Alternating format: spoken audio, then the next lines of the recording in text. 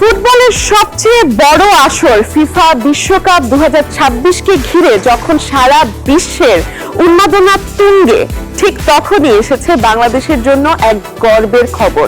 মাঠে নয়, এবার বিশ্বকাপের সঙ্গীতে থাকছে লাল সবুজের ছোঁয়া।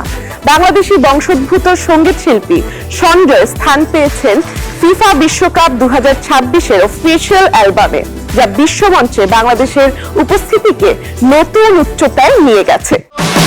ফুটবলের সবচেয়ে বড় আসর ফিফা বিশ্বকাপের মঞ্চে জায়গা করে নিয়েছেন বাংলাদেশের সন্তান সঞ্জয়। সম্প্রতি প্রকাশিত হয়েছে বিশ্বকাপ 2026-এর অফিসিয়াল অ্যালবামের নতুন গান সির সির।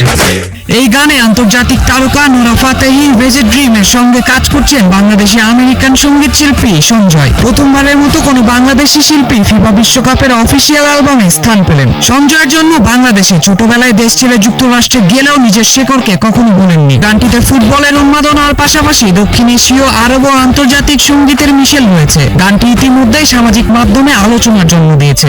বিশ্বকাপের মাঠে বাংলাদেশ না থাকলেও এবার বিশ্বকাপের গানে থাকছে বাংলাদেশের ছোঁয়া, আর সেটি কোটি বাংলাদেশের জন্য গৌরবের এক নতুন অধ্যায়। নাম নিউজ 24।